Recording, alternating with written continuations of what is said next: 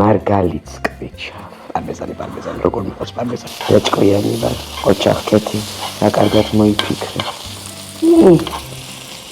ველოდებით პასტას. იფიშიშრება ის სუპითად რა. ვიწყებთ, აბა გადახედეთ რა ამბავი აქ. ჩემს საყვარელ სამზარეულოში იტალიურში ვარ, აქ ვგრძნობ ყველაზე კარგად თავს. პასტას ხედავთ, თქვენ გონიათ რომ პასტას ვამზადებთ? არა. ჩვენ ვამზადებთ პასტის სალატს. და სწორედ ფუსილია ეს სახეობა, რომელიც ესეთი ხვეულია, იდეალურია პასტის სალატისთვის. ზაფხულია, არ გვინდა ცხელი საკვები და ეს პასტის სალატი მართლაც არაჩვეულებრივია. დელვერდეს ფუსილი დავამზადებთ ამ არაჩვეულებრივ პასტას სალატს. აქ თავარი ის არის, რაც გაქვს ბევრი, ყველაფერი შეგვიძლია რომ გავუკეთო და ძალიან გემრიელი გამოდის. ეხლა მე ისეთი დელიკატესები მაქვს, რომ ეს გამოვა ცოტა ოტგზინ, ასე ვთქვათ, მაღალი სამზარეულოს პასტის სალატი. ეს არის ჩემი საყვარელი პროდუქტები. მართლა სულ მაქვს, იმიტომ რომ ისეც მიყვარს, პასტაშიც მიყვარს, ცხელშიც, ძივშიც, ძეზე გამომშრალ პომიდრებს, რომელიც არის ზეთში, რომელიც არის ძალიან პიკანტური და აი თან აქ ვხედავ, რომ სუნელებშია კიდე ბაზილიკშია და ეს ზეთი თვითონ ამ ზეთს ვასხავ ხოლმე კიდე, იმიტომ რომ ძალიან არომატულია. ბელა კონტანტინა არის წარმოებელი და ეს ჩემი მეორე სიყვარული არტიშოკები ზეთში არის მართლაც აი უპიკანტურესი. აქ გვაქვს გერეტას ესეთი ტრიო, ასე ვთქვათ, იტალიური ზეხვეულის, არის სალამი, არის პანჩეტა და არის კიდევ კოპა პიეჩენტინა პროშუტოს ტიპის. რუკოლა გვაქვს, ლიმონი გვაქვს, ორეგანო გვაქვს. ვის გაუგია იტალიური სამზარეულო, კარგი, ნამდვილი, ცივი დაწურვის, ზეითუნის ზეთის და შილკის ზუსტად ესეთი ზეთი მაგარი. დახატავს და შეკრავს ამ ყველაფერს და ბოლოს პარმიჯანო რეჯინო. 12 თვიანი დაძველებით არის. ეს კიდე რაღაცა საოცრება, იმიტომ რომ ერთხელ მოვხვდი პარმაში, პარმეზანის ქარხანაში და მართლაც შოკში ვიყავ, იმიტომ რომ შევედი რაღაცა შვეიცარიის ბანკში და ეს პარმეზანები იდო ესე და მე მასინჯებდნენ და მარგალიტები და ესე აკეთებდა და მოკლედ ეს პარმეზანი დაასრულებს ამ ჩვენ სალატს. დავიწყოთ მზადება. ეხლა პირველ რიგში რას ვაკეთებ? პირველ რიგში რომ დავადგათ წყალი.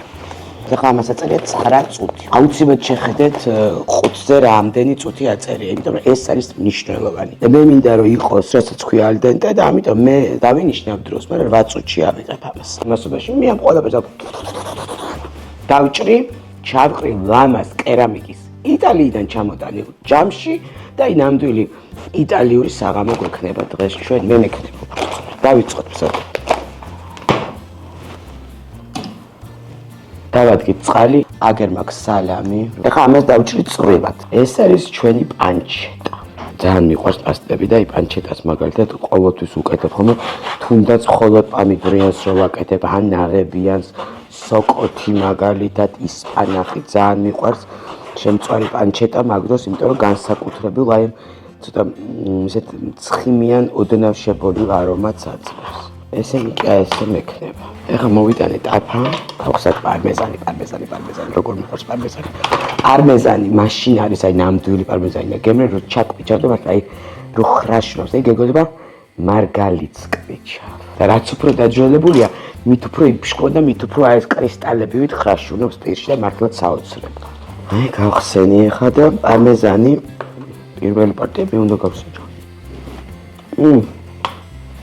არის სხვა სახუში. ხოთაშორის პარმეზანი, რომელსაც ქვია პარმეზანი ნამდვილად პარმადან არის და იქ რატომ არის ეს მთავარი რომ ადგილმდებარეობა, როგორც იქ ამიხსნეს, იმ ბალახს რომ მიირთმევენ ის რაღაცა წითელი ჯიშის ძროხები, რომელსაც მე უფრო ცხიმიანი რძია და შემდეგ აი ამ გადასარევი რძისგან ვიღებთ ჩვენ აი ესეთ პროდუქტს, რომელიც მართლაც რაღაცა ყველაზე ერთ-ერთი გემრიელი და მით უმეტეს იტალიური სამზარეულოს განუყოფელი ნაწილია. ეხლა ეს კარგად მოვბრაწოთ, ცოტა ორეგანოს მოვაყრი, ეს ნიორსაც დავუგდებ. ეს ახლა იმპროვიზაცია იყო, უცებ მივხვდი რომ ეს არაჩვეულებრივი იქნება. დაჭკვიანი ვარ, ოჩახკეთი, რა კარგად მოიფიქრე. ხედავთ როგორ შეპიწყინდა? ეს გამოშვება, დავდებ ქაღალდზე, იქნება ხრუკუნა. პანჩეტა უკვე შებრაწულია და შრება, ეხლა შემდეგი ეტაპი. მინდა რომ აი ეს ნახეთ რა, როგორი ნაზია, დედა, როგორი ნაზია, აი ნახეთ. ეს არის არტიშოკი. პასტის სალატი იქნება იდეალური. თავისივე ზეთშია, ასე დავჭრი. ამასობაში პასტის წყალი უკვე კარგად დუხს და ძალიან მალე ჩავყრით პასტას.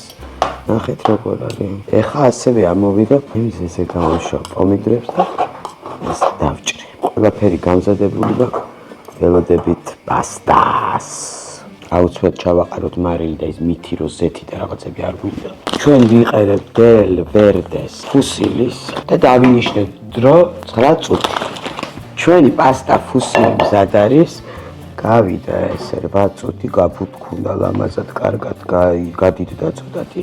ეხლა რას ვაკეთებ? პირველ რიგში ვინაიდან ვამზადებთ სალატს, არანაირი გადასხმა ამ წყლის ძაცერზე და მე ცივი წყალს ეგრეთ არ გვჭირდება დაივიწყეთ. აი ამ თეფშზე მოვასხავ აი ესეთ ზეითუნის ზეთს, იმიტომ რომ ახლა ნახავთ რა. და აქვაბიდანვე ესე გადმოვა. ეს პასტის წყალიც თავის ამბავს შვება ყოველთვის. აი ნახეთ. ზეთი იმიტომ დავასხი, რომ აქვეურებ, რომ ერთმანეთს არ მიეწეპოს, ასე ვთქვათ და მთელი ამბავი. მაშას ეხა ვიწყებთ ეს. აი, წავიდა ჯერ ესე სალამი.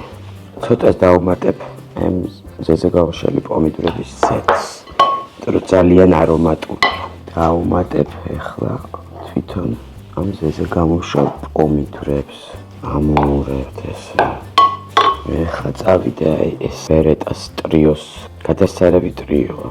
ეხლა წავიდა არტიშოკები და ეგ რაც არის ყველაფერი ზეთი, ისეთი დარჩენილი. აი ნახეთ ეხლა მინდა ორეგანო. იფიფიფრება ის სუპი დადგა. პარმეზანს ჯერ არ ვაყრი, მინდა რომ ოდნავ გაგრილდეს. მარილი. ეხლა წავიდა რუკოლა. აი ეხლა ნახეთ რას უნდა წამოვიდა. რუკოლამ საერთოდ შეცვალა ამ სალათის გემო და უკვე არომატებიც. ეხლა მიდის ლიმონი. ამოურიოთ ესე. ეხლა პარმეზანიც მინდა რომ იყოს საკმაოდ ესე ინტენსიური და ცოტას კიდე მე წვრილად დავახეხა. აი ესე, აი ესე ამოურიეთ. ეხლა ჩვენ გვაქვს უკვე შემწვარი პანჩეტა. ეხლა დავახეხოთ კიდე ცოტა წვრილად, აი. არასდროს არ არის პარმეზანი პასტაში ცოტა. აი ესე. ბოლოს მაინც კიდევ ერთხელ ცივად გამოხდილი ზეთი ესე ნახეთ მოვასხათ. ნახეთ რამდენი რამეა.